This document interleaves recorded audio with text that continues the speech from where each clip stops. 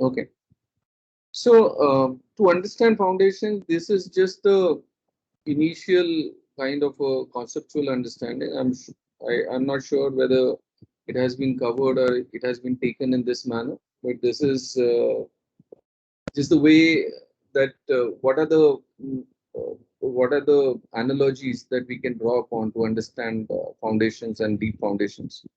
Okay, so number one is the concept of soil bulk pressure. Okay, uh, we have always talked about foundations reaching the hard strata, or we have talked about the bearing strata. So I'll just take a pause over here and just want to know ki, how many of you have uh, you know whether this has been discussed, has this concept understood clearly, or do foundation require to go to the hard strata?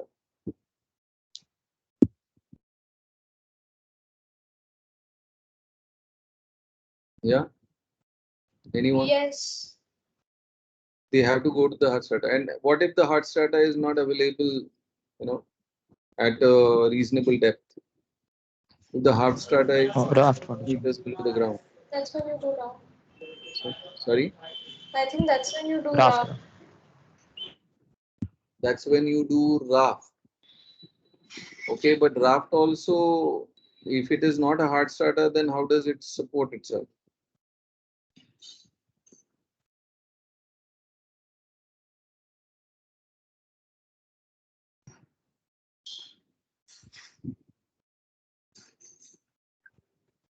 Yeah, I think it is more about the soil bearing capacity than going yeah, to the hard strata. So exactly.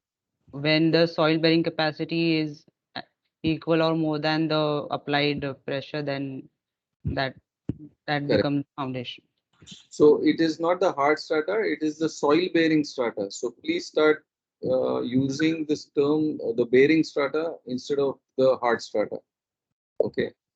Uh, when particularly when we are discussing foundations or geotechnical aspects, it's important to understand whether we are talking about the hard strata or we are talking about the bearing strata.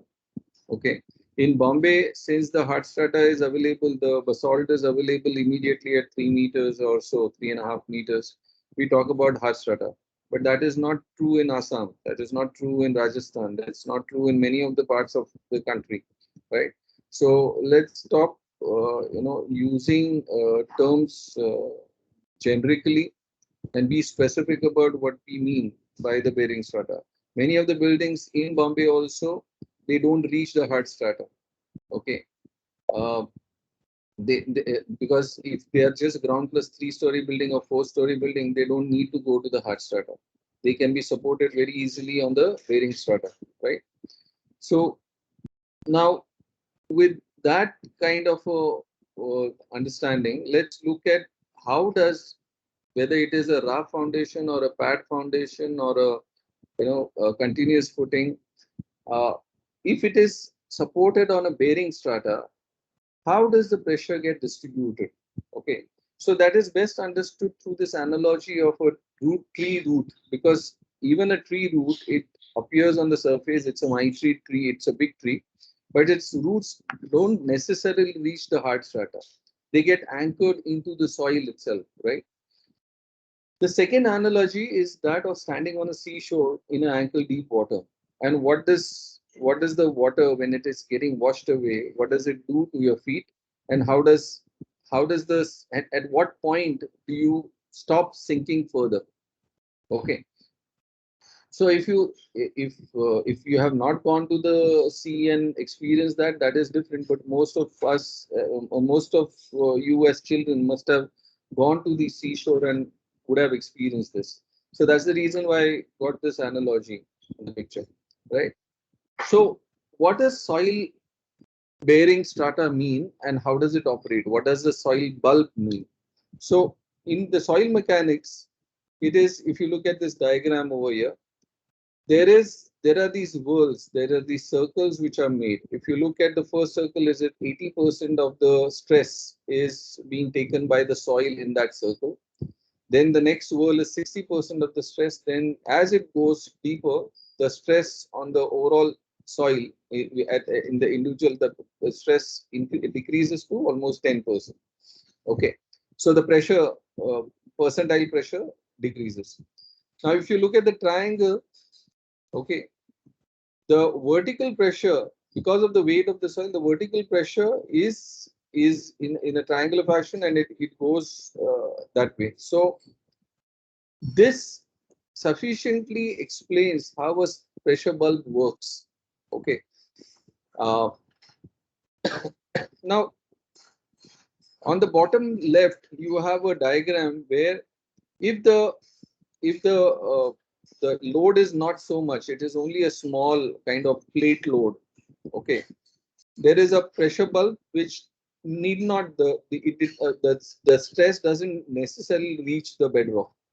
Okay, but there are some foundations where the pressure bulb might encompass the soil, as well as it will also take the bearing of the bedrock also. Okay, so that is, so between that, how does the pressure act? How does it forms a bulb and then it acts? So all those things become important in understanding the soil mechanics. So there are three kinds of concepts that you need to understand before you decide how what is the foundation of building. Number one is, of course, reactive force in bearing strata, which you have studied earlier. Then many of where you have a bedrock possible, or if it is a high rise, particularly in most of your high rises, you won't support the building straight just on the basis of bearing strata.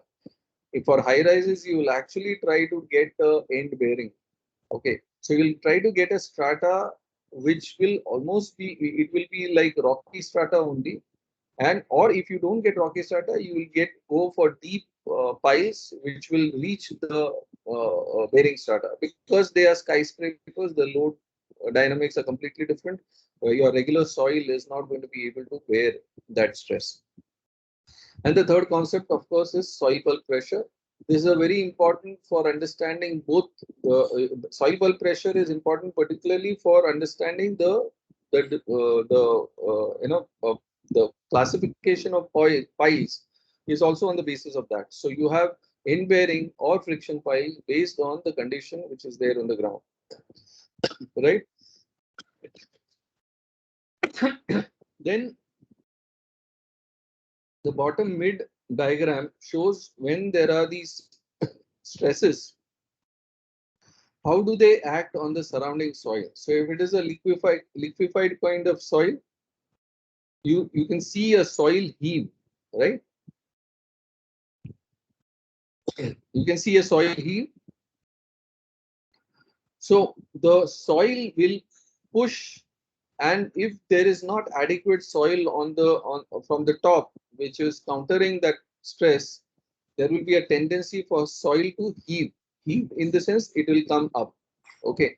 The right side diagram also shows a similar kind of a soil heave, which is about slip circle creation. So this is how if your foundation or if your soil is liquefied, this is how it is going to fail. It is going to sink in and it will push the soil adjacent to the building uh, above the original ground level, right?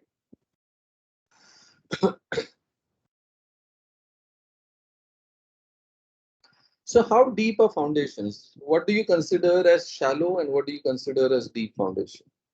Okay. And when you consider pad footings, what are the different kinds of pad footings? When do they start becoming inadequate and require deep foundation? So according to you, at what point uh, do you start calling these foundations as deep foundations?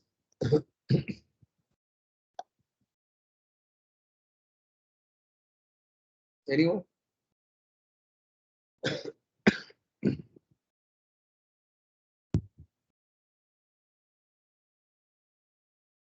No? At least attempt. You have already done foundations earlier. So what are shallow foundations?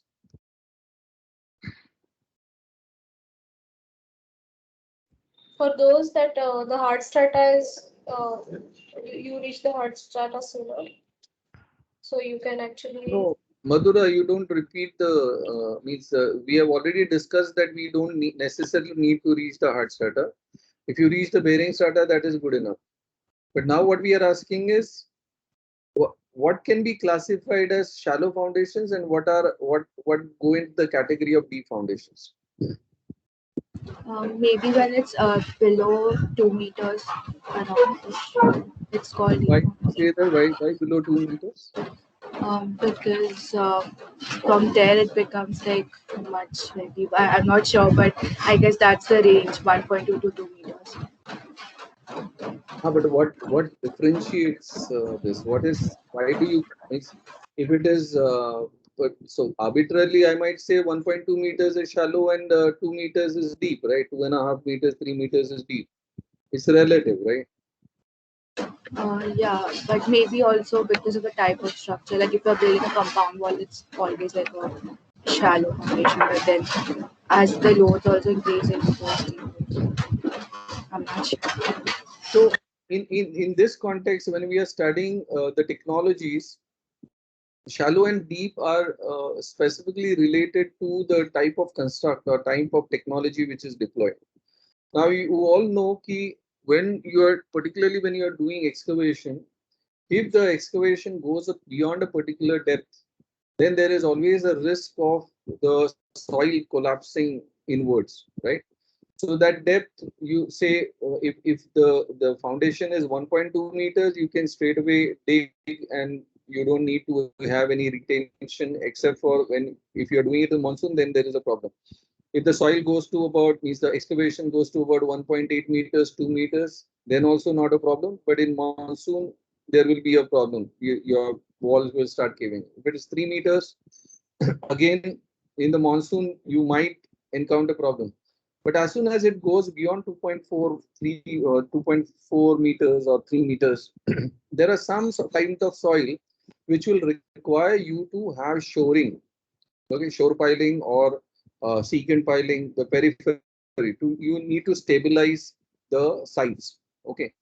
Also, if you need to stabilize the side, which means that you will have an investment in just retaining the soil till your foundation is cast. Okay. So this requires a certain careful consideration that if it is, up to, because we have seen up to 2.4, 3 meters also in SIS and all, we have constructed pad foundations to 3 meters also. So no problem. Okay. But but for each of those foundations, the excavations have been quite elaborate. Excavation has been quite extensive. Now, at a certain point, your excavation cost becomes excavation cost, logistics, time involved, material stacking. All those issues become so humongous that it calls for a certain kind of a new way of intervening. Okay.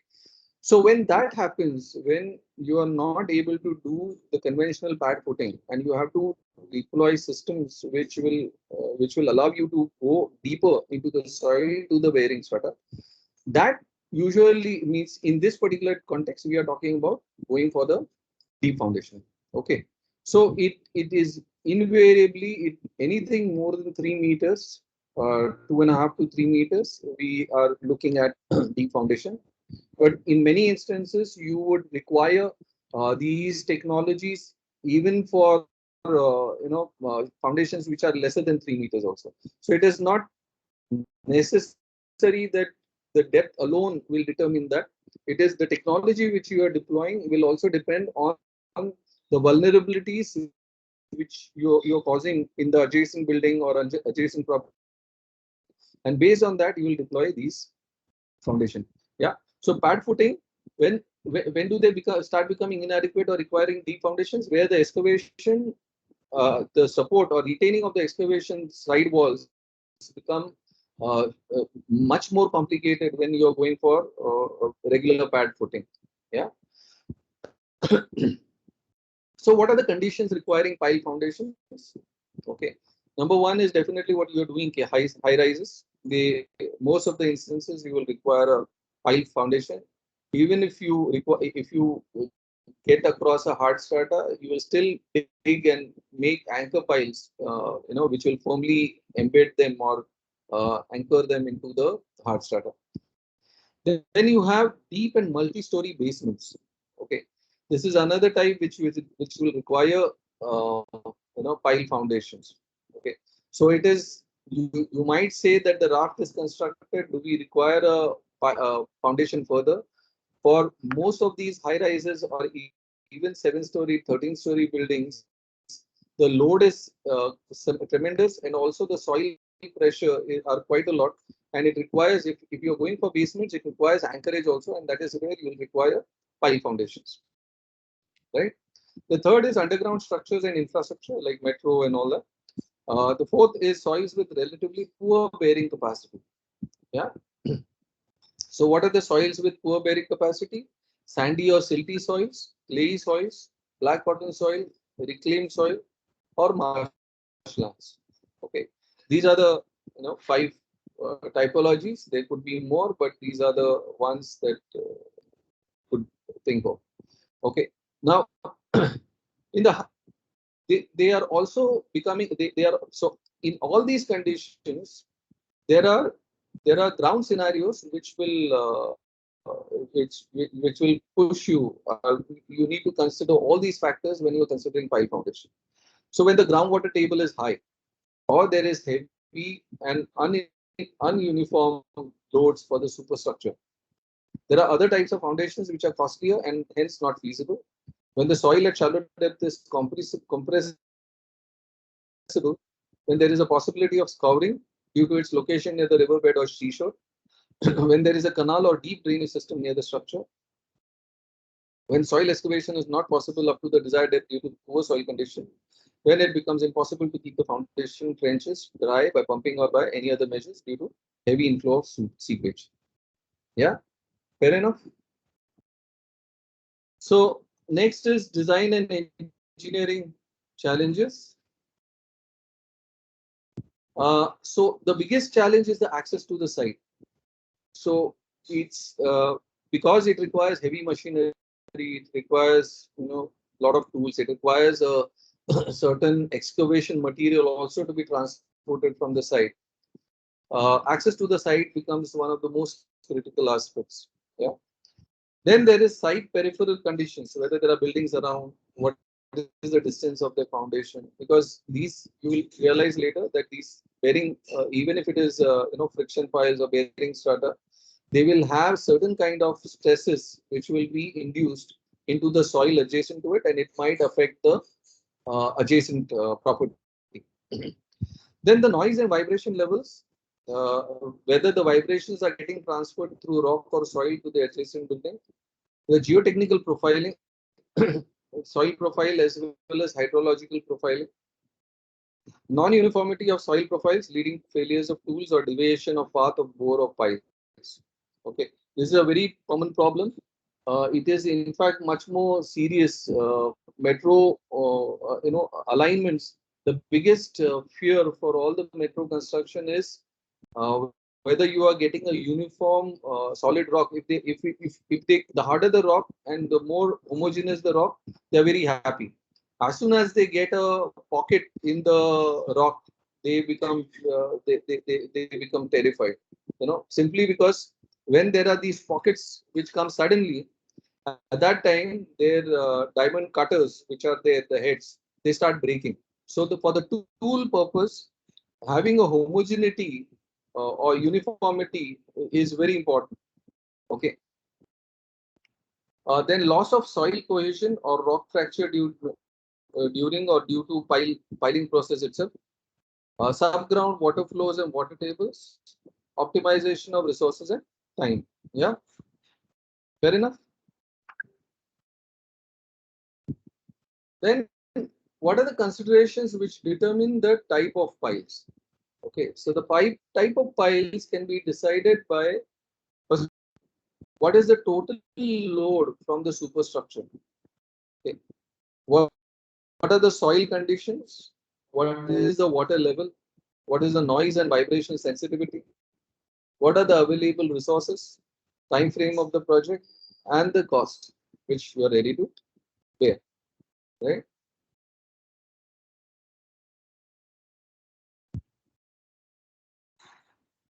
So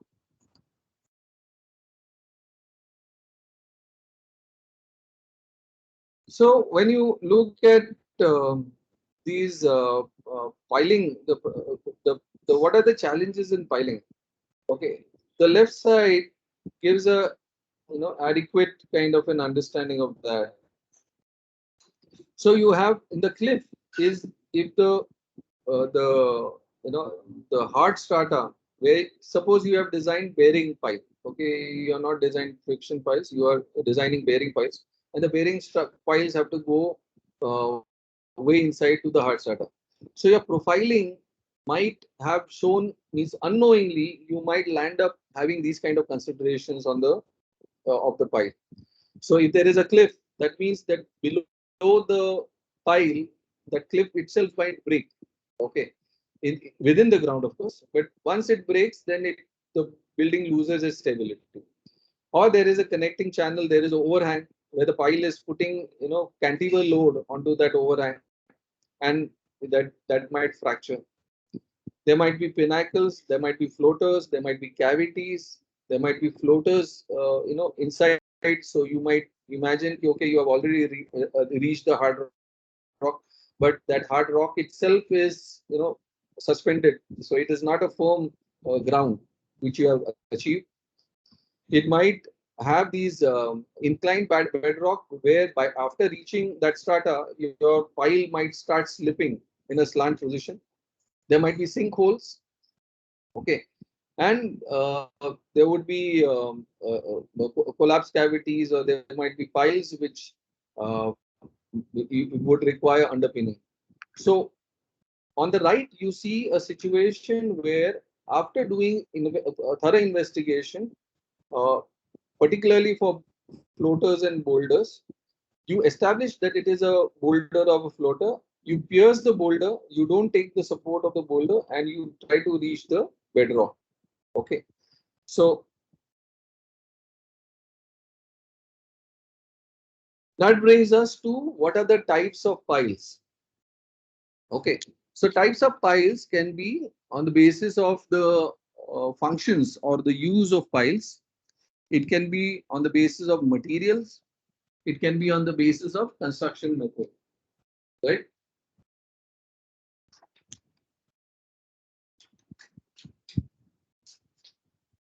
So on the basis of function or use, you have either the sheet piles, load bearing piles, end bearing piles, friction piles, or soil compactor piles.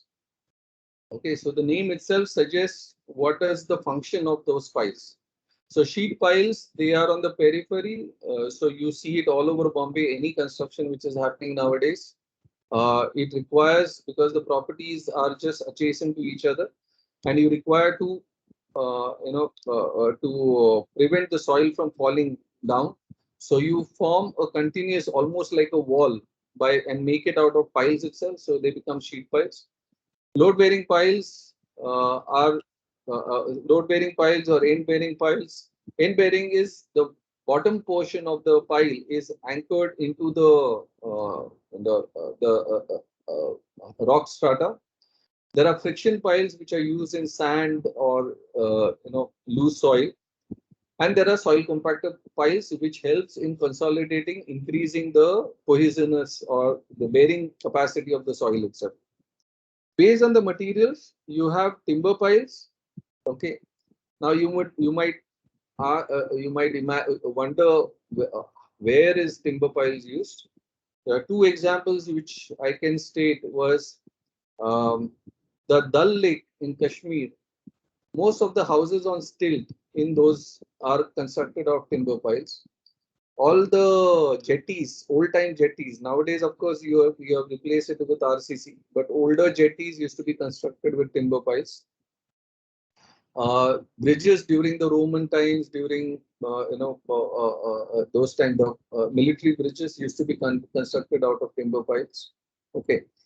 Uh, Taj Mahal itself, it has wells, but before the wells were constructed, they wells in the sense stone kind of wells, but within that, it is said that they use timber piles. The timber, because of the Yamuna drying up, they never anticipated that the timber has got rotted, and that's what the foundational vulnerability of Taj is, right? The second type is steel piles. Steel piles are not so common except for rigs and fast construction, precast kind of piles. But for precast construction and all, steel is very common. But most common is the concrete piles, both precast as well as in situ. Of course, because the amount of steel which is consumed is lesser, it is more stable for reactive kind of in the ground. There are so many salts, so much of water and all, so they are much more stable than either steel or timber, right?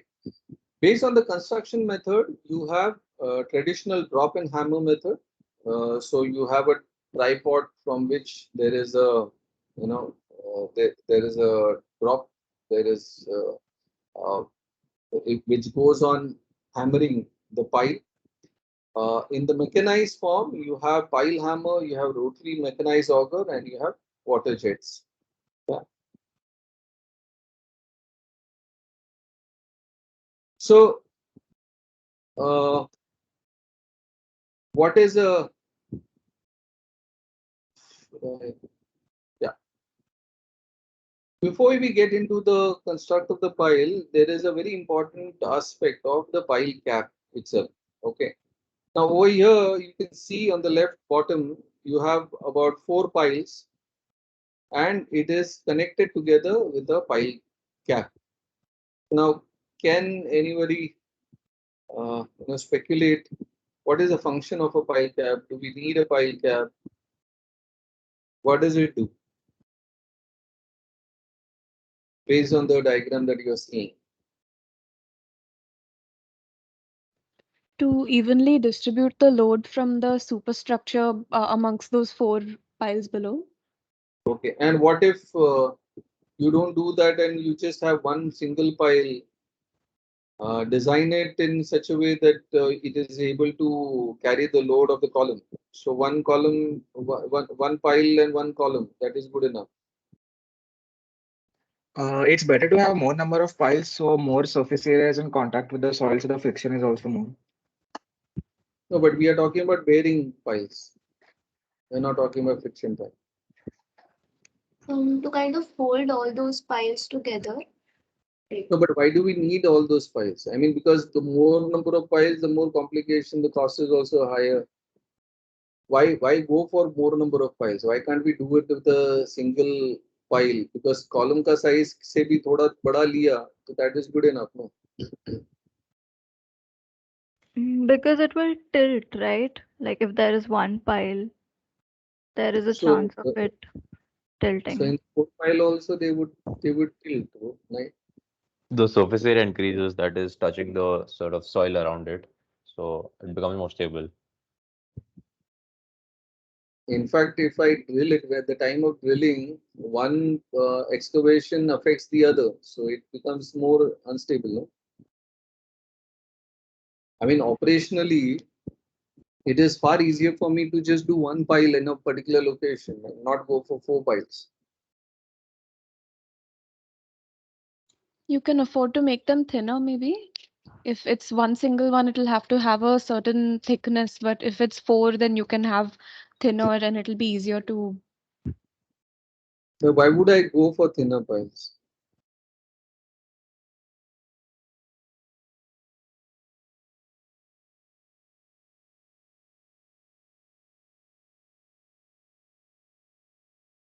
The answer lies in the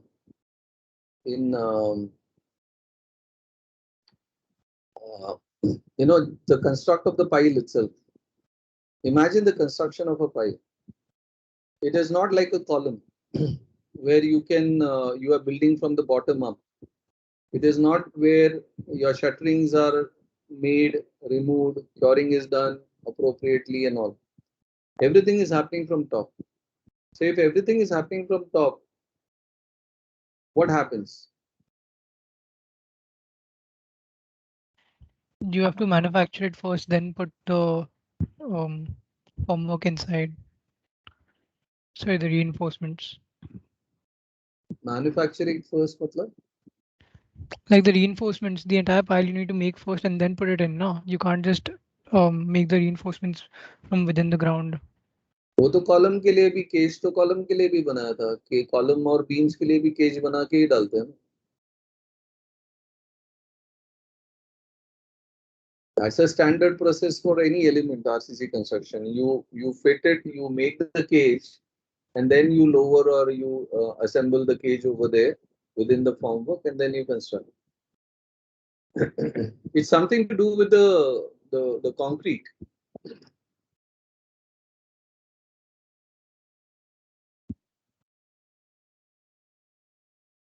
Anyone?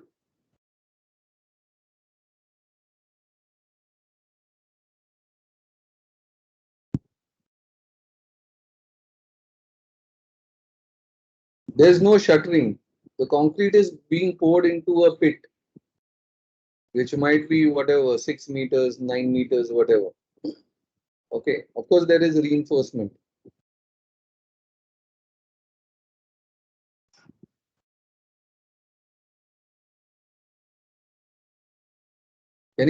You're still not imagining the problem?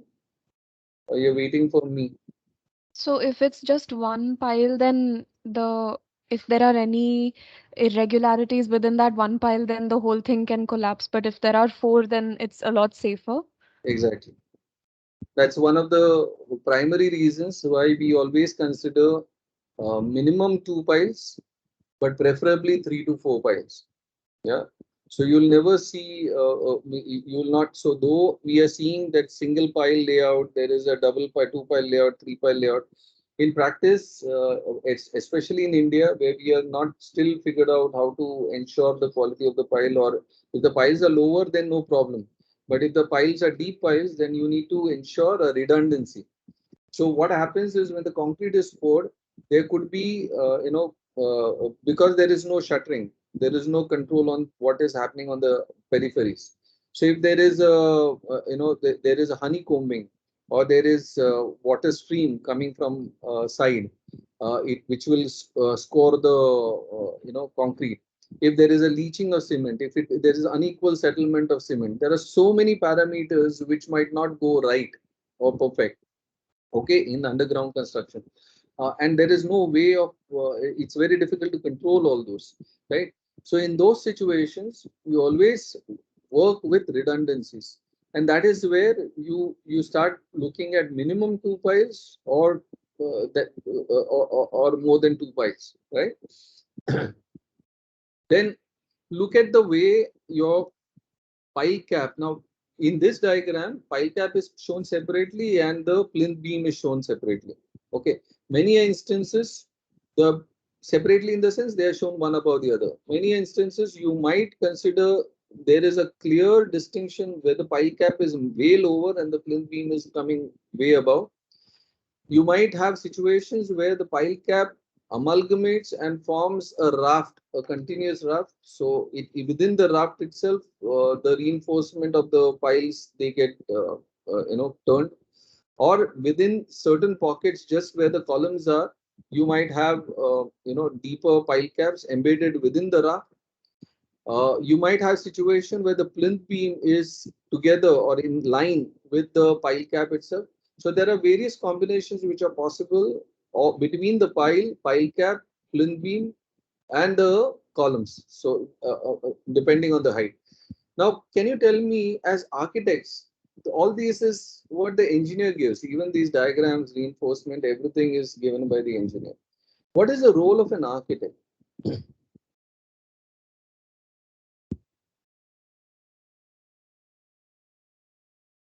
What do your architectural drawings have to incorporate primarily?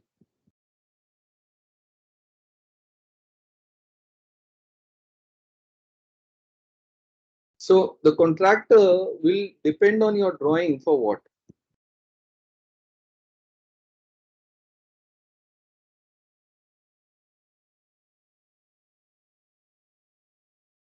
Anyone? The dimensions. The dimensions are designed by the structural engineer, no? Even the number of piles, the sizes of the piles, the reinforcement of the pile, the reinforcement of pile cap, everything, because it's anyway going below the ground, is decided by the structural engineer.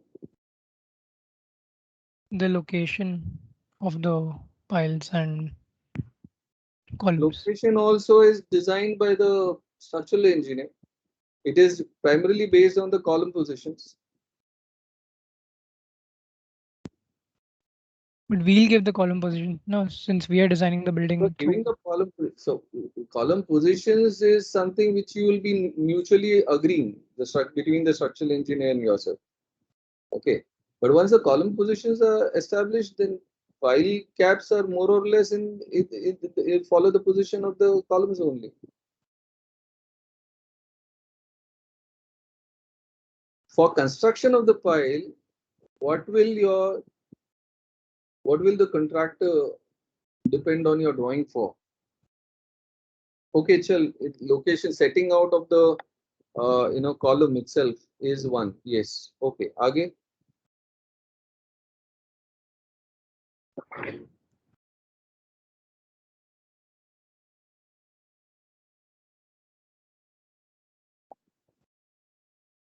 Anyone?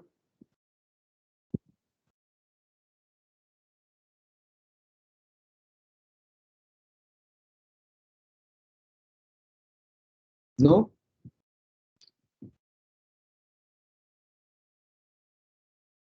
Observe this, observe these side sections.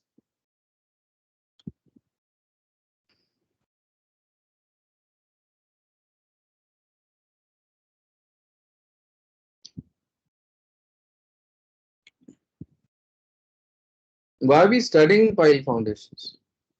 Just to communicate with the structural engineer.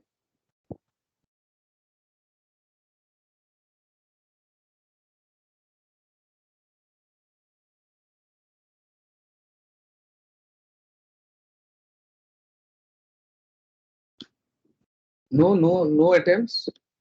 Or have I lost? No, I'm not hearing any sound.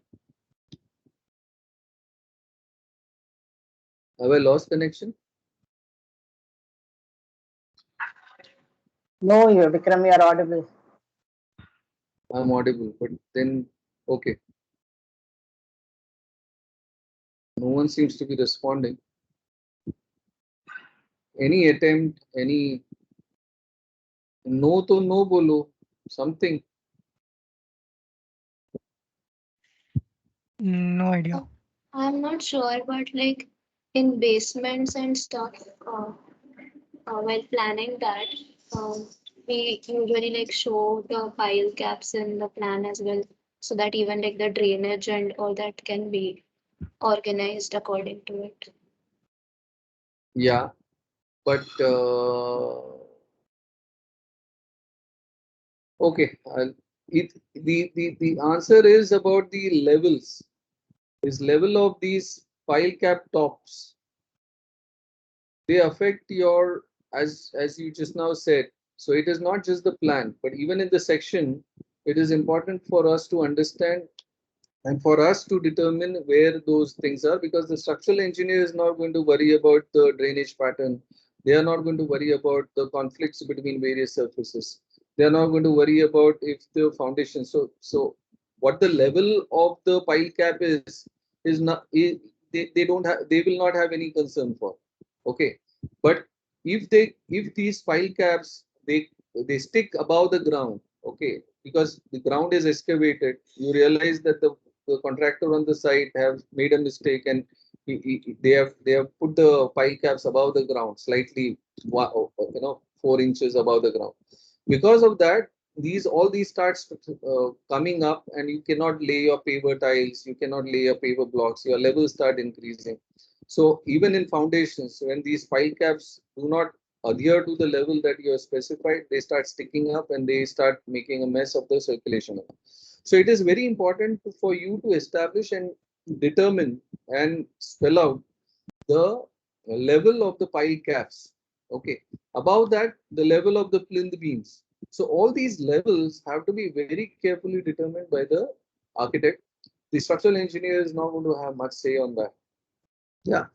So once the level is established, the structural engineer will decide what is the thickness, what is the depth that they want, and all that. We in our drawings we'll show it as a rule of thumb, but the final calculations are done by the structural engineer, right? So here are some of the examples where you have this is one there are two conditions over here. Okay, one condition is where the piles have been constructed up to the ground level. Okay, then the soil has been excavated, okay, to whatever level it required to, and once it is excavated, the piles are being broken down to that level so that the pile caps can be cast. Okay, against that, at the bottom you are seeing that the pile is cast itself at a lower level. Okay, and the reinforcement is sticking out. Okay, so why do you think this top diagram or top image would is a practice when by all logic, the bottom seems to be more time and effort and energy saving and resource saving.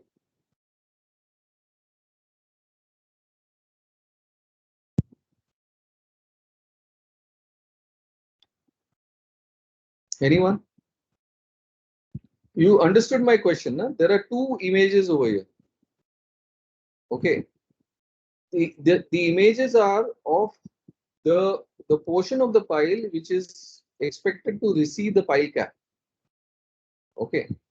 The top portion shows the pile cap, the pile being hacked, the concrete being removed, the reinforcement being exposed so that they can merge into the pile cap. The bottom image shows that the pile itself has been, the reinforcement has been left to the top, but the pile itself has been cast up to a lower level. And above that level, the pile cap will be cast. Okay.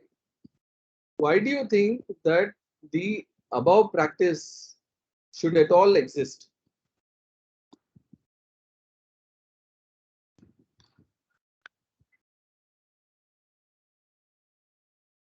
Not clear? My question is not clear, or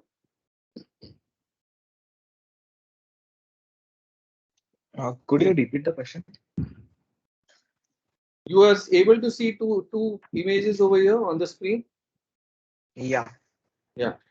So the top image has some of the workers, they are hacking, they are breaking the pile, the portion of the pile, okay, to make way to accommodate. So reinforcement is exposed and that reinforcement will get anchored into the pile cap. Okay. The bottom image is another site where the piles, the concreting is done till a lower level. There is no breakage involved. Okay.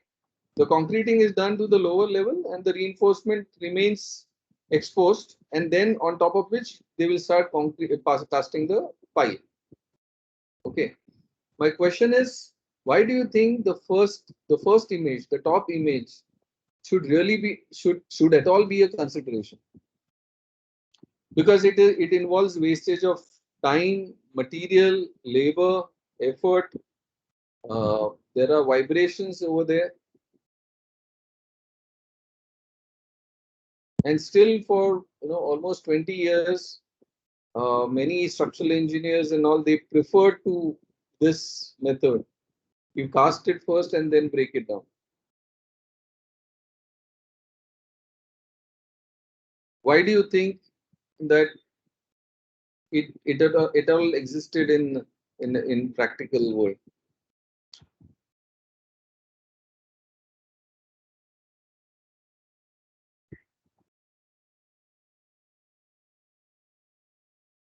No? Pass? Arey, no to no bolo, then I can move ahead. Pass. No guesses? Pass. Okay. Pass.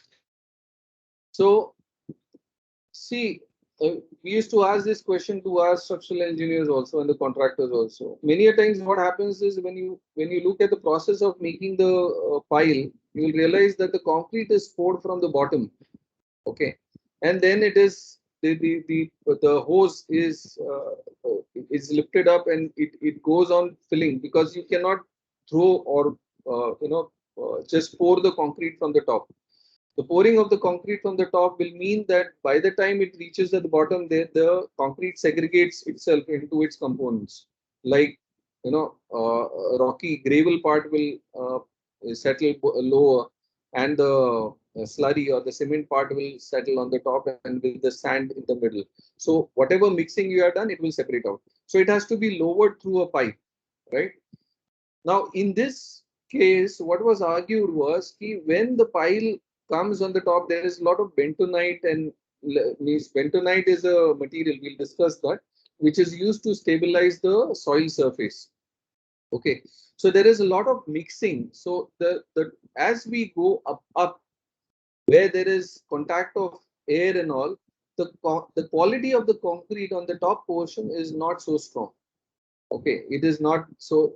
So many of the structural engineers, they advise that depending, of course, on the quality of the concreting which was done, they preferred that, even the contractors preferred कि ये बना के उसको तोड़ देते. Second reason also was, imagine that this is अभी तो excavation हो चुका है. Imagine this is a flat ground. Okay, flat ground होने के बाद, when you are digging this piles, how do you know that at what level do you need to stop pouring the concrete, and how do you know whether the concrete has achieved appropriate strength? Okay, so for me to be able to, if it is 6 feet below the ground, for me to hammer, test all those areas and all, whether the hardness has been achieved or not, it will be difficult. So they prefer to have these coming up. But increasingly in the past almost 15 years, this practice has been completely obliterated. We no longer are wasting our resources in this wasteful manner. We are adopting food to the lower method, because the quality of concreting has better. Our understanding of these tools have become better. The shuttering the casing that we are using for piling is much better. The rotors that we are using, the collapses of the soil has been reduced substantially. So given all those factors and the assurance of a better quality of concrete, or the design mix itself takes care of the redundancy. Earlier, what the concrete which was available, only M15 and M20, M25 was very difficult. Today we are getting M40 and M60, M80 also. So you are having, so even if I want M25, and if I specify M35, I still know that I am within the limit of M25 grade concrete. So I don't have to build the concrete till the surface and then break it just to eliminate the fears of whether the concrete has been cast properly or not, right? So this is an example some of you would have, one group would have already taken up. So it is, the pile cap itself, instead of being isolated, separate pile caps for all the columns, a continuous raft is constructed, contiguous raft above the piles, instead of separate pile caps. So Burj Khalifa is an example of this. And so this also allows your columns to not necessarily align with the pile grid, or the pile grid not to necessarily align with the column.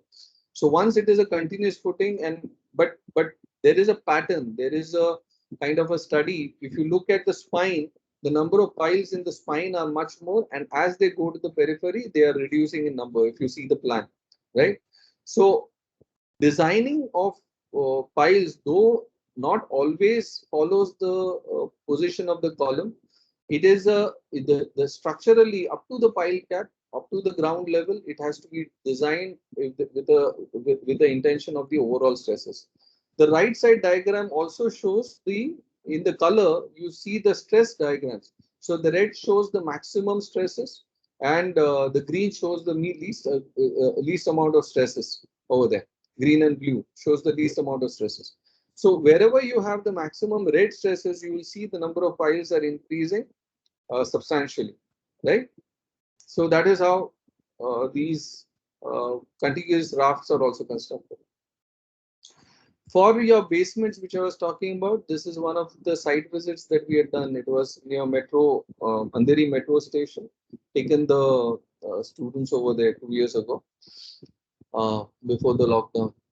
So this was, these are called as shore piles, okay, or because they help in retaining the soil. They don't allow the soil to collapse.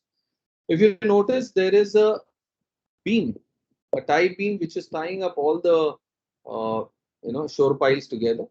In some segment, this tie beam is non-existent. Any guesses why? What is the function of these beam, and why suddenly in one area this is not done?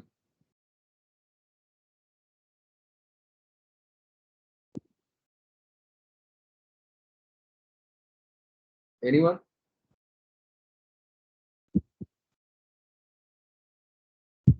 You can see that, right? On the right side, you have a tie beam, edge beam or peripheral beam, which ties all the shore piles together. What is the purpose of this beam?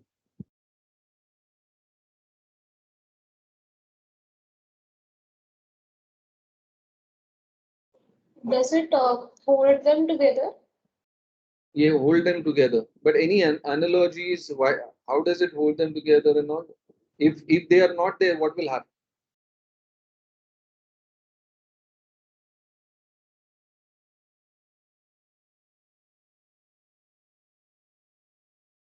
They won't remain intact, right? If there is nothing. But on the left hand side, these piles are remaining intact. No, there is no tie beam. They are not falling down. Maybe not now, but if there is load on them, they might later. Sorry. Maybe not right now, but if there is load on those shores, then they This might. is the construction was halfway through at that point of time.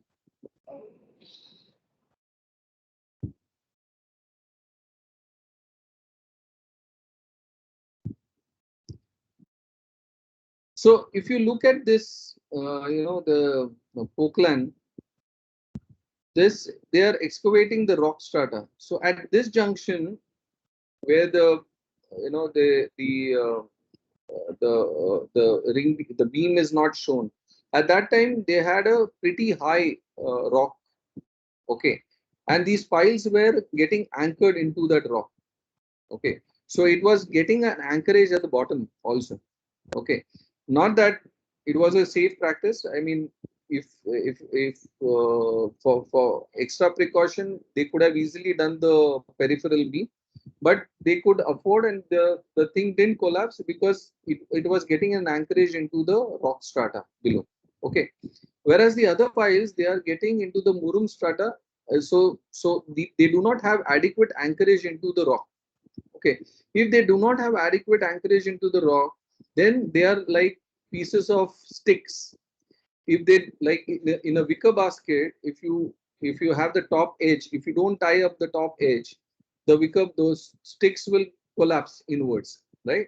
So this tie beam, they did exactly that. They tied up the top edge because the column is anchored into the rock at one level at the bottom, but at the top side it becomes a cantilever. It is a free cantilever.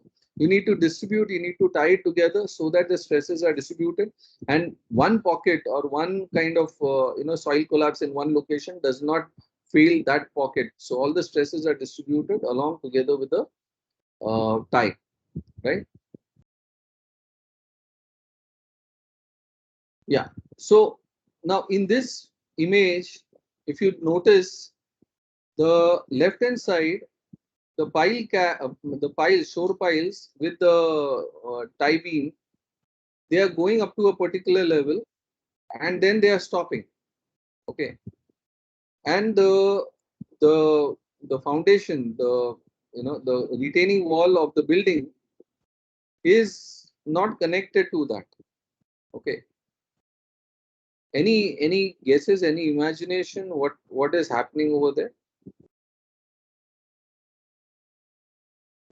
There's another building behind there, right? So maybe the foundations of that building is kind of holding that area together. But that is a masonry structure. I mean, even if it is RCC structure, that would be a pad foundation. In fact, all the more reason they should have been very careful and they should have put the shore piles and done the plinth, this plinth ring beam.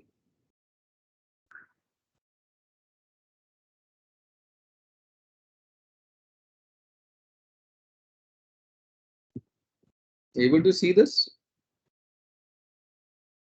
Yes.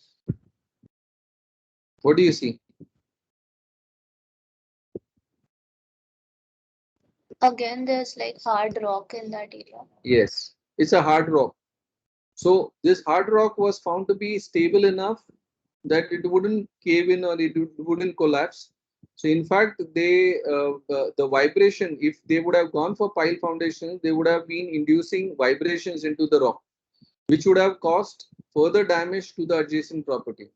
So this particular portion was chiseled manually, okay, to prevent the vibrations from coming. So this was chiseled manually or carved manually, and the rock itself was stable, so they didn't worry about putting a pile, this shore pile from the top. Yeah,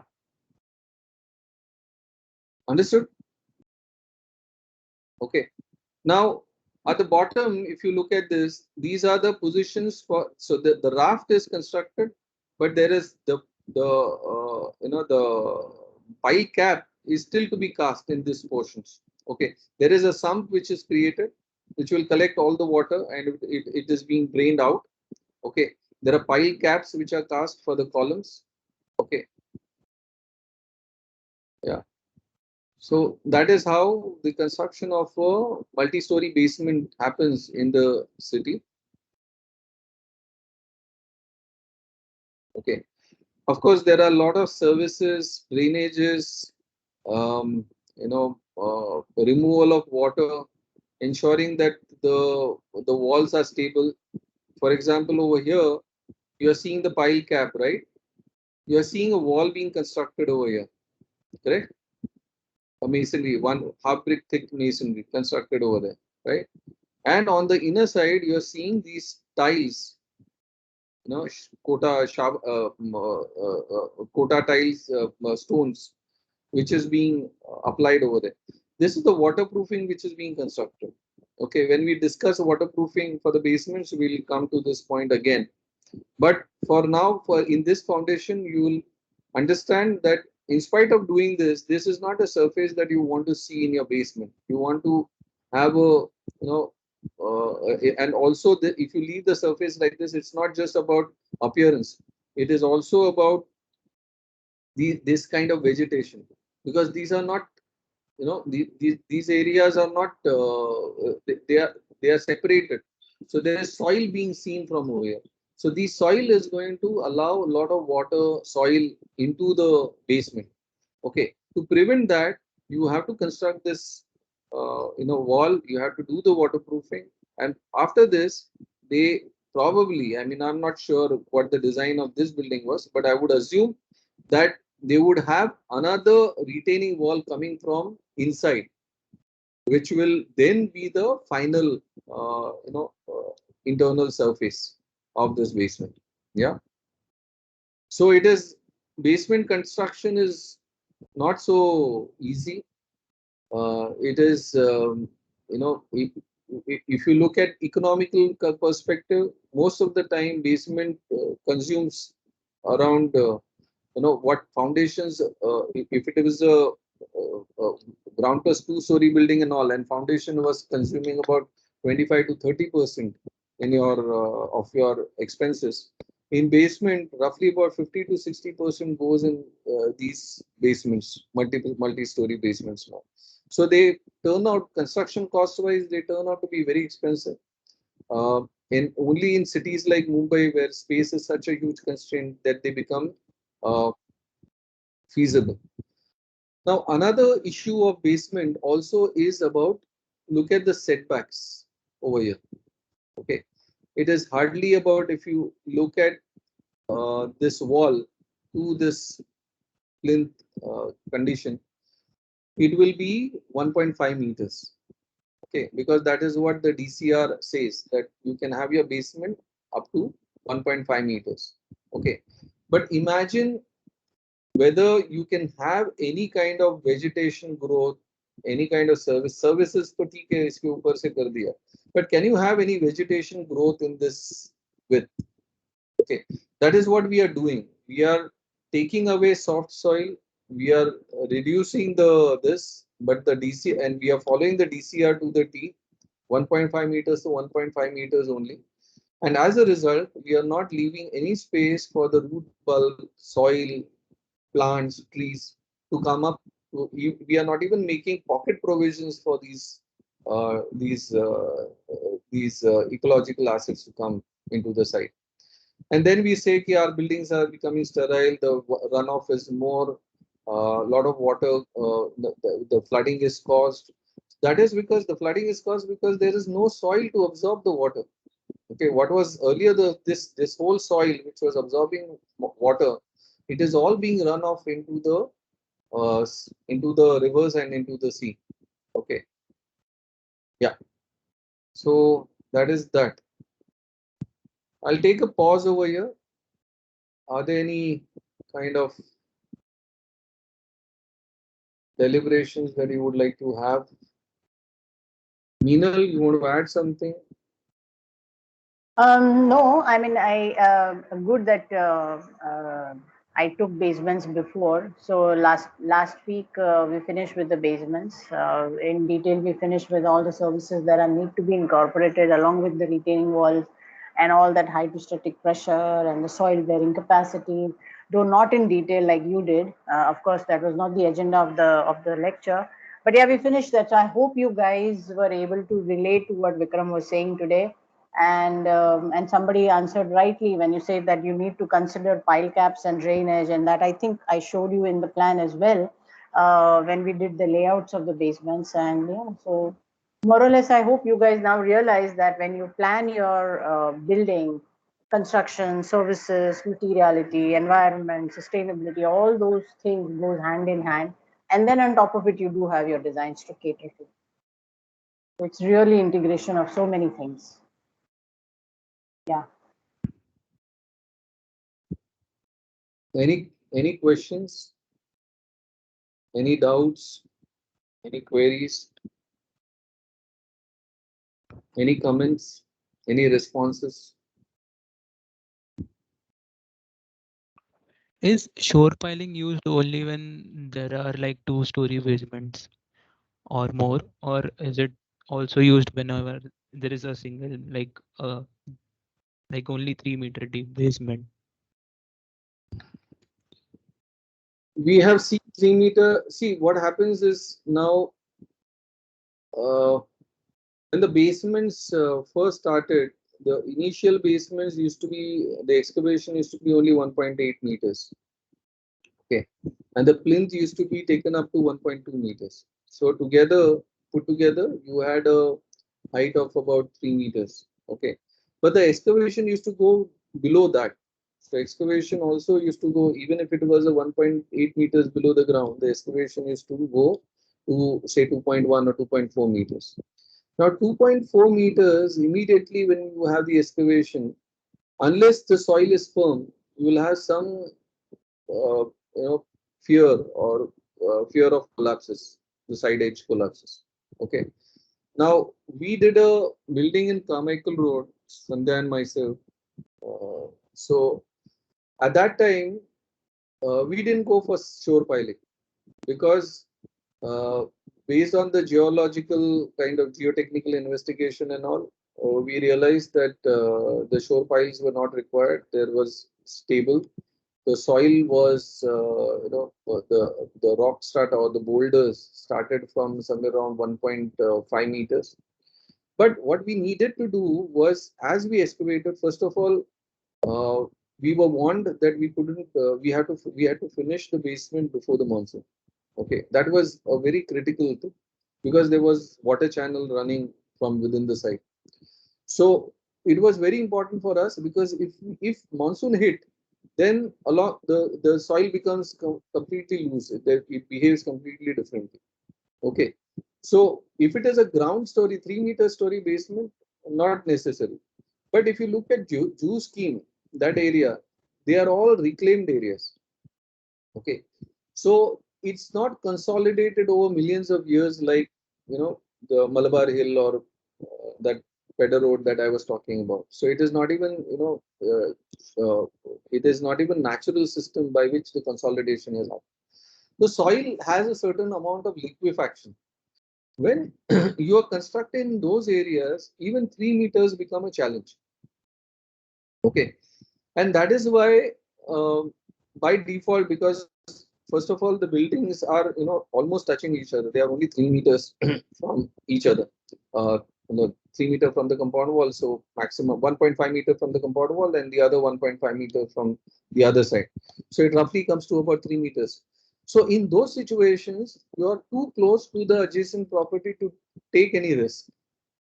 Okay, so even 3 meters become a risk during that stage. Okay, which was not the case in when we did it. We had kept this peripheral wall 2 meters away from the periphery instead of 1.5 to 2 meters of the secant pile itself. We had left some pockets for the vegetation also, some pockets for groundwater harvesting also. So with all the requirements of the client, we had managed to do that. Okay, so your 3 meters is related to the geographical, the geotechnical condition which is prevalent on the site, and for that you need to understand. When you do the geotechnical survey, you will try to extract that information out of that, and between the geotechnical engineer, your structural engineer, and yourself, between three of you, you will take a call whether you require the shore piling or not. Okay.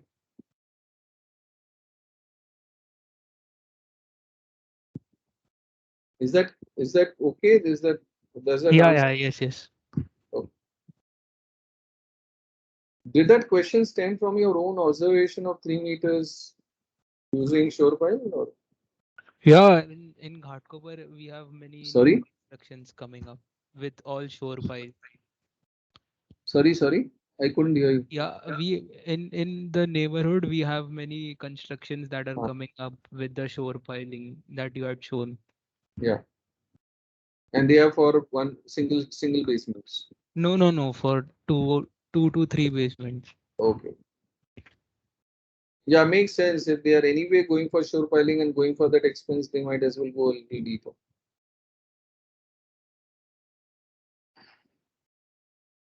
Yeah. All good. Should we move on? Or should we pause over here? We can go ahead. Okay.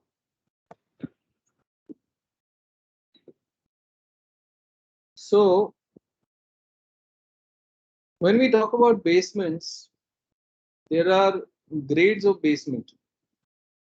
Okay, there are essentially 4 grades of basement. This is British codes. I'm not sure whether we have similar Indian codes, but at least the British codes mention very clearly these 4 basements. The grade number one is basic utility, which is most of our buildings are grade 1, which is car parking, plant room, uh, okay, workshops, all of those, right?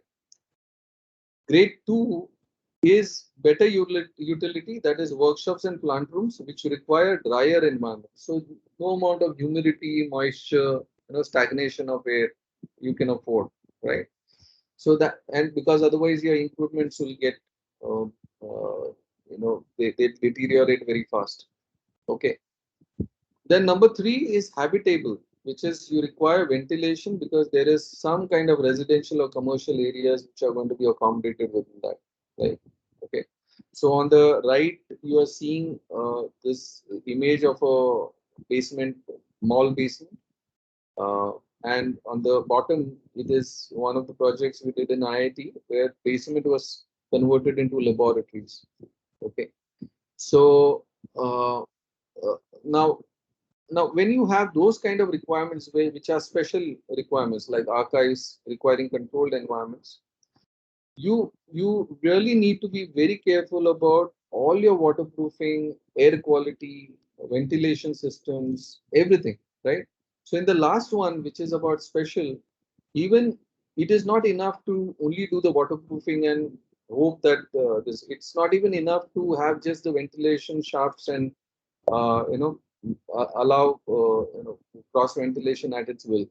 Okay, you need to have controlled ventilation and you need to chart out the ducting systems, your fresh air inlets, the exhaust, everything you need to chart out very carefully so that it does not fail, right? So based on what is the number one is what is the kind of humidity and water ingress which is permissible. You have these first two quality, which is grade 1 and grade 2. Then based on the ventilation requirement, you slightly advance. Of course, the first two quality of water seepages and leakages and ingresses, humidity ingresses and all are assumed that they are controlled. And apart from that, you need additional ventilation systems. So cross ventilation hai, forced drafts hai, forced ventilation, mechanical ventilation. And then you have special conditions where it is not just the draft of fresh air that you are comfortable, you are okay with. You actually need to monitor the humidity and the temperature of the air which is coming in. Okay, so which requires a very controlled environment, and that's why it goes into the special basement category. Okay, now the second, British standards also defines the type 3. The three types of water resistant construction. So all these are you have these water, some amount of water resistant construction. So in the type A, you have a barrier. So you have only a membrane, or you have a box type waterproofing and all. So there is a barrier membrane which protects. So most of our construction in Bombay is of this kind. Okay. B type is where the structurally it is integrated process. So along with the barrier of waterproofing, you also know that there is a pneumatic pressure. So many instances of deep foundations, you will find this structural integration with the basement. Okay, where there is either a retaining wall or a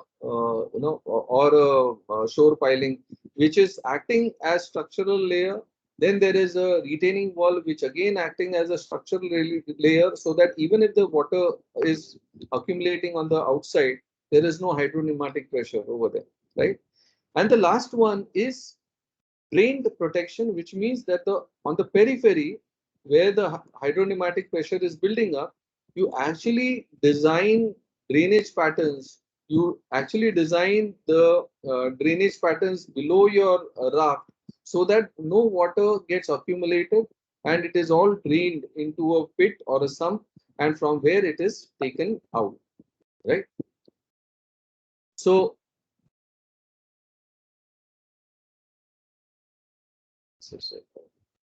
yeah, so this is the kind of construction which was happening with on the same site that I showed you earlier.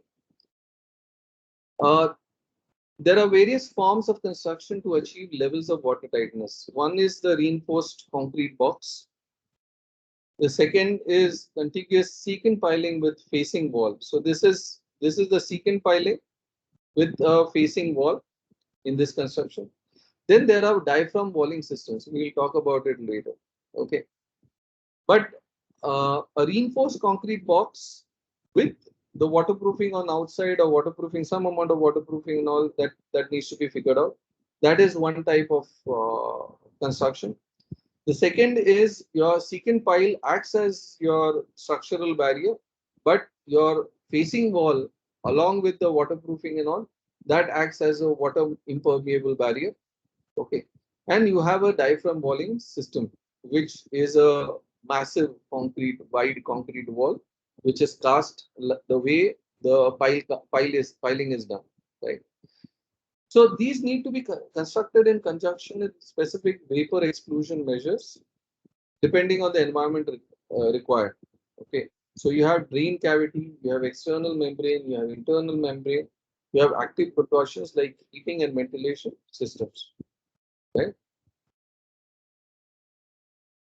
Now, what happens when your basement is, it is taking moisture continuously, and it is it's not just the inside of the basement, but even the peripheral walls on the plinth level and all.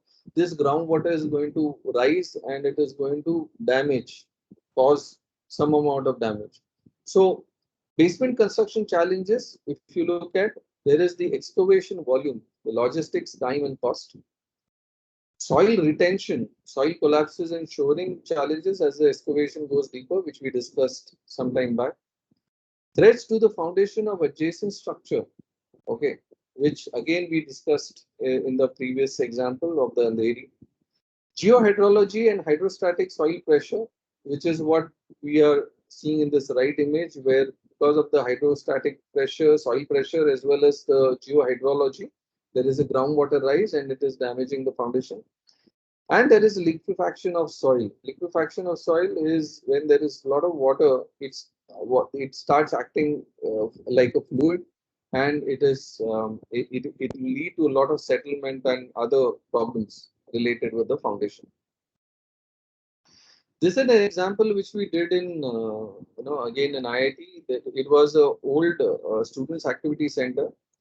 We were not we didn't have a clear mandate. We just knew that there was some amount of water problem, rise problem. But once we opened up and we investigated more, we realized that the problem was very severe. It is just next to Powai Lake, the ground level where this plinth was. Okay, the water level even during the monsoon were just about 3 feet below this level.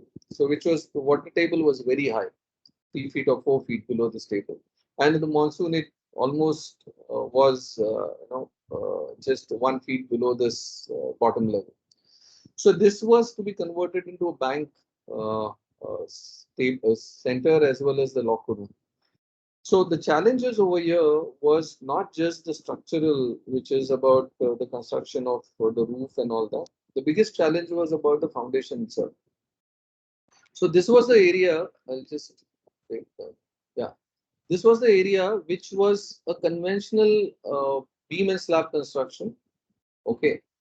But since we were to make it as a locker room, and the RBI has norms for locker room, which is a concrete wall and all that, and also there was this problem of groundwater, we had to, rip open the entire foundation, cast this completely anew. Okay, so the entire raft was to be cast while the structure was in place. So it was not a flat, it was not a green area where we could we could design and cast the foundation the way we wanted. We had to take into consideration the beam position, the column positions. In fact, some of the beams were knocked down, the plinth beams were knocked down, and they were integrated within the new the raft which was constructed. Okay, so this raft which was constructed was almost 1.5 feet, 450 thick. The bigger challenge was the water itself, because there was groundwater. We had to lay pipes. I don't know if I have this.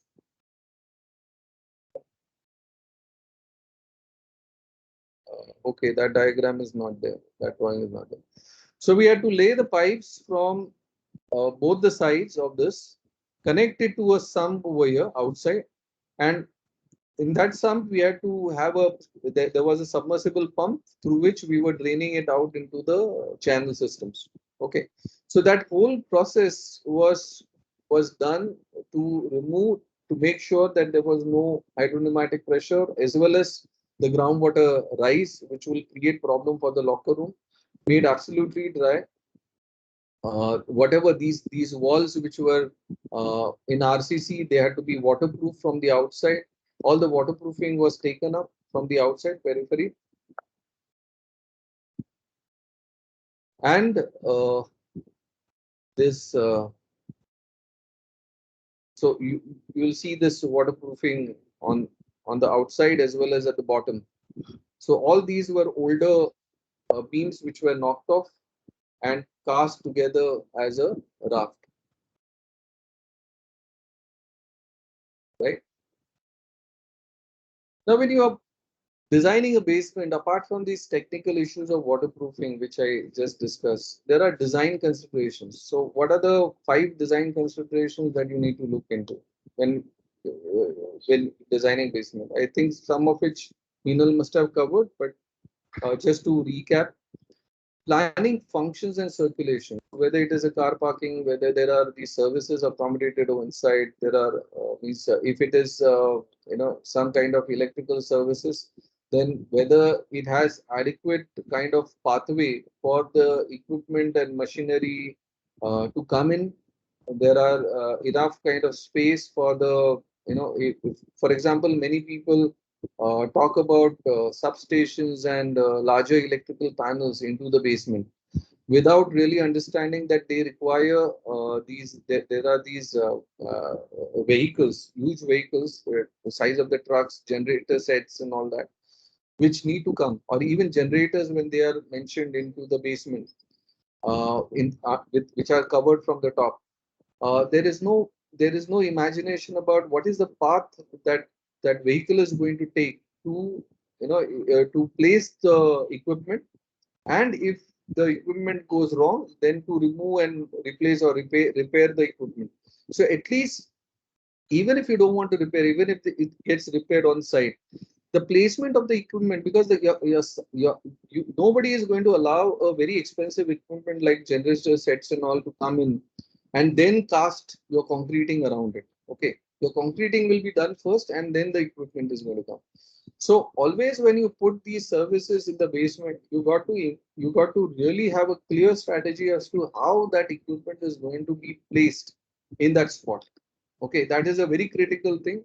If you are not able to design that or think about that, then your basement goes completely bad. In fact, many a times, at least in the building I was referring to in the Carmichael Road, um, though we created designs, we showed the fire tender movements and everything, we still were not given by the electrical department to put the substation into the basement. Okay, simply because they wanted a direct access, they didn't want any complications, and so we had to carve out a space on the ground level itself to accommodate the substation. Yeah, so that those are the things, that those are practical, then the realistic things that you need to consider when we are planning functions, and functions, particularly these service functions. You have to be extremely careful about which functions go into the basement, which functions will be allowed, which functions we will have permission for, all of that, and also the circulation. The second design consideration is that of staircase, lifts, and ramps. Okay. Now these are very important even from structural point of view, because your structural column grid changes. In fact, for your lifts, there is a lift pit. Now, when imagine the lift pit which is going below the level of your raft. Okay. Uh, uh, you know, just to reiterate, long time back when I was we were working with Architects Combined in SIES, there was this case which happened. We had accommodated a complete auditorium in the basement. Okay, and we had gone for what they called it as a chemical waterproofing at that time. So it was a new product at that time. This was, I'm talking about way back in 2000, somewhere there. Yeah, 2000, 2001. So at that time, we had done the waterproofing and all. And the first monsoon, there were leakages. The water came in. So it was auditorium and all, it was quite a mess. So the waterproofing guys were called on the site. They inspected the site. and they said that the waterproofing means they couldn't understand. So they were very sure that they had done the waterproofing right. Okay. So what had happened was there was one pocket which was there was a sump, and which the pocket which was open, which the structural engineer was not kept in the loop, okay, by the contractors and all that. And that one pocket which was going below, which broke the continuity of the basement, the vulnerability was from over there, okay. And that was the point which needed lot of intervention. Of course it was solved. It was redesigned. It was that pocket was locally addressed, and waterproofing was reintroduced. Since it was chemical waterproofing, reverse injections were put in place, and it was stabilized. But it led to a lot of bad blood.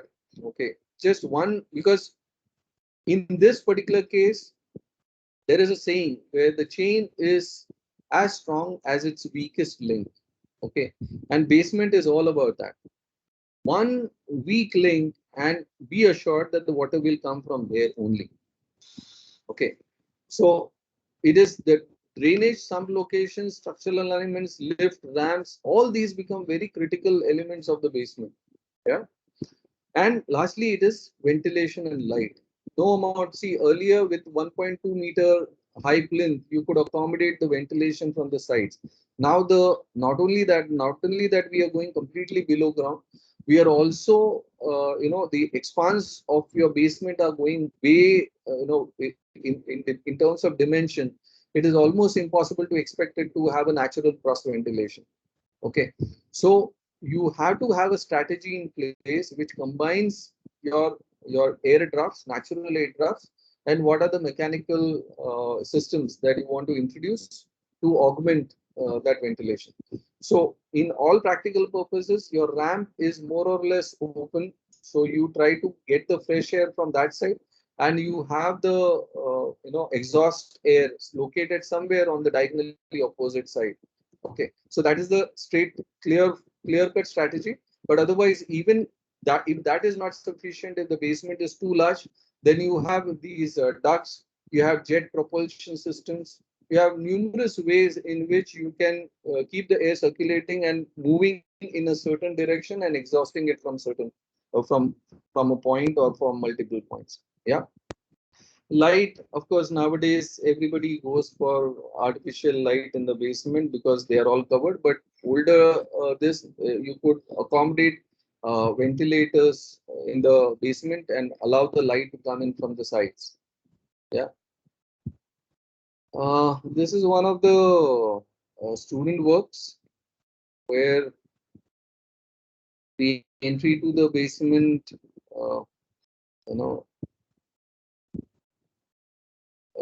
so you see the circulation of the car movements. So it is important to see the basement not just as at the basement level, but also at the ground level.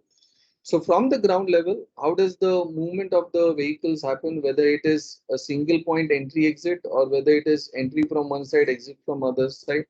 But if it is entry from one side, exit from one side, then where is the drop off point? That becomes very important. It's very difficult to imagine which is the drop off point over here. So your basement is not just the design of your basement alone. Your basement has to be seen together with your ground level. Yeah. So this is again of the same student where the basement was, the path of the vehicle was charted on the ground as well as on the lower level, and this was accommodated. So in this, the some drainage patterns, all those things are missing, and still I have this in the drawing, so I'm surprised. In the section, you have these ventilation shafts accommodated. You have drainage, peripheral drainage. You have where your toilet ducts come. Now what happens is your superstructure has a much lesser footprint, and the basement is going beyond that line. So all your all your drainage systems are going to come, and they are at the ground level, they have to cross over onto the outer periphery. That is where the suspended kind of drainages, the Patel chambers and all those come into picture. And you have all these into the seen from the bottom in the basement itself. Okay. So there are a lot of services which are laid into the basement. Vikram, can I just button? Yeah. So Mohit, remember you asked me a question saying that what will happen to the toilets if they are centrally placed above and the drainage comes down. So just now Vikram mentioned Patel chambers. These are the chambers that hang from the ceiling. So that's the reason. The first thing we do is we not try to get the drainages in the basement. But if worst comes scenario, and if that is the case, then you have these Patel chambers. I'll show you the picture next time.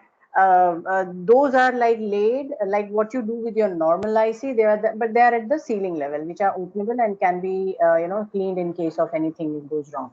So that is the solution for having toilets right in the center, and you have the basement below. Okay. Did I answer your question?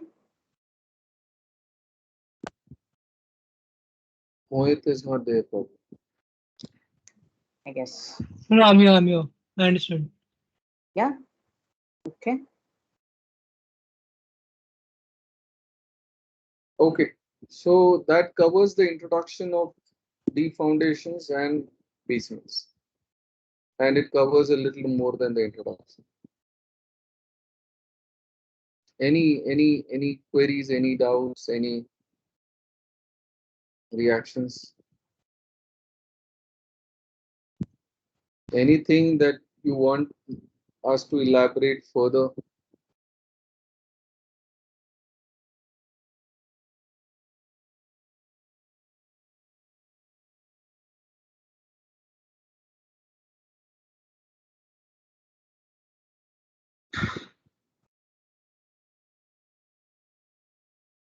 Anyway, I mean, just to put it in perspective, just to, I told you that these basements, many a times the cost of the basements and all go to about 50-60% of the building itself, right? So you can imagine the kind of if the cost is there, the proportionate role that you as architects play. Okay. So if you are not well versed with the basements and the foundations, okay, it's literally like whether you deserve to be paid this kind of fees. Okay. So my point is, you as a professional,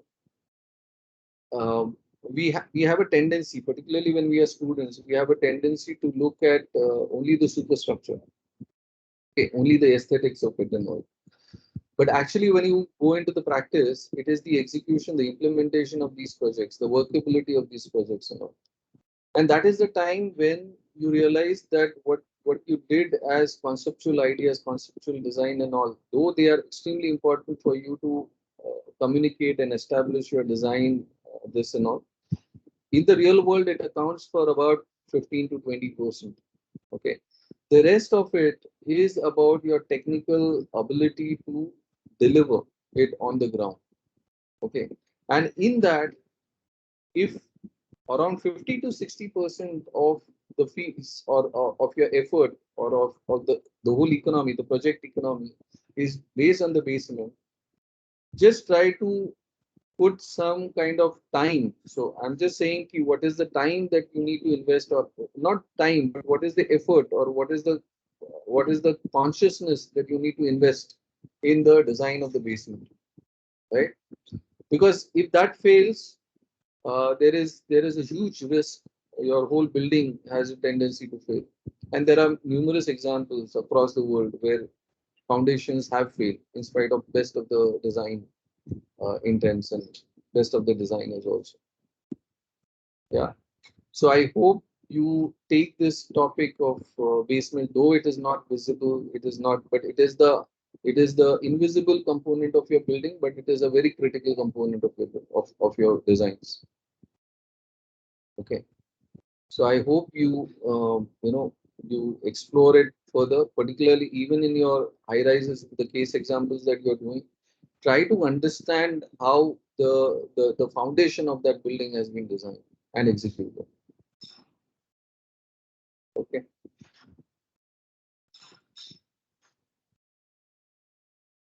Is that fine for today? Anyone? Yeah, I guess. So should we call it a day?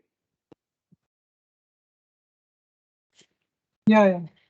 Or do you have any, general questions which you want to discuss with the whole class related with your topics?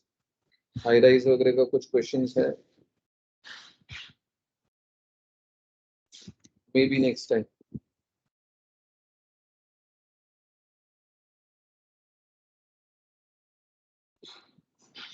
Yeah. Vikram, if you have a little Yeah. time later, I wanted to discuss our Kolkata site with you. We wanted to understand the sort of soil conditions over there as well. Which one? Which side? Our site, AD site, is in Kolkata. So it's Okay. based in a wetland, and because we are not able to figure out. I mean, there's one. Okay, I'll just share the screen with you, so you can. I'll stop sharing. Yeah. Are you able to see the screen? Because is it okay if the rest of us leave? We've taken the attendance, no? Huh? Right. But why? What is the hurry, Madhura? No, I thought like. The class is till 3:15. No? Yeah, no, mind's If there is a problem which is related with foundations and all, it will be interesting for everybody. No? Yeah. So this is Kolkata, and our site is sort of over here. And so basically, this entire land is sort of a wetland. There are these oxidation ponds, there are these fisheries over here, and in the middle of this, like if you see the contour map, this is below the sea level. But if you sort of see this particular project, this is Urbana project something. This is like the tallest tower in all of Kolkata. So it is like 40, 45 floors. Like the entire area here, these are like maximum G+2, G+4 buildings. And then this is like G+45. So we were trying to figure out like, because most probably the construction here would have been probably stopped or like stopped at like a certain height because of the soil conditions. Like you can't build higher than something. And we're wondering how these people would have pulled it off. No, but Parth, it is just because it is a wetland doesn't mean that you don't get a bearing strata. Like I showed you the example of the Shanghai. It was that whole area is a sediment. There is no volcanic rock strata. In fact, volcanic rock strata are very rare. Okay, many of the cities are based on sediments itself. Even Kolkata is no different. In fact, the metro rail construction. I think if you try to search, soil stratification of Kolkata, you will get a lot of papers which are related with the metro construction, underground tunnel construction, and that gives you a profile of what is the so it talks about the soft soil. It talks about the weather means the sedimentary deposits. So it talks about a kind of consolidated layer, not hard rock, but consolidated layer, which is about somewhere around 12 to 13 meters or so. Okay. So that consolidated layer is slightly lower than in Bombay. You have hard rock straight away from say four weathered rock in around 4 meters. In Kolkata, it goes deeper. Okay. So if the metro line can be constructed in those areas because of with considering those tunnel conditions and all, these buildings also will have those things very very clearly laid out. So they are not floating on the ground. They would be anchored firmly into the bearing strata. So that bearing strata, at least my guess would be that it would reach the consolidated layer. अच्छा, okay. ठीक है. Okay. Anything else? If I am able to extract those papers, I'll share it over here. Okay, that'd be You great. can also you can also Yeah, we'll look it up, no doubt. Yeah. But I've come across those papers when writing for some journals and all. I'd come across. I refer to those papers. I'll try to look at those again. Okay. Yeah, thank you. Any other question? Otherwise, call it a day. Meenal, anything that you want to announce or share or anything? No. I mean, I would just like to talk with you regarding how many lectures will I get if you have planned out everything. So just if you can share your schedule with me, then I can, put my stuff in it. Otherwise, I can take it in the services lecture. Definitely. I mean, I can, so that I don't take time here. रहेगा तो उसमें ले लेना. We'll talk less separately. That.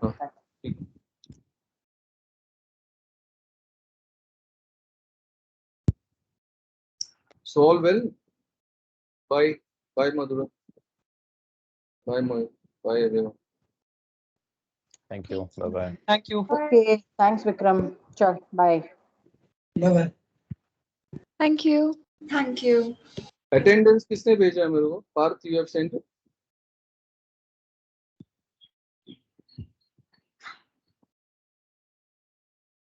Hello? He left the meeting. I'll just message him once if he hasn't. I haven't received any. That's right. Okay, I'll remind him. Okay.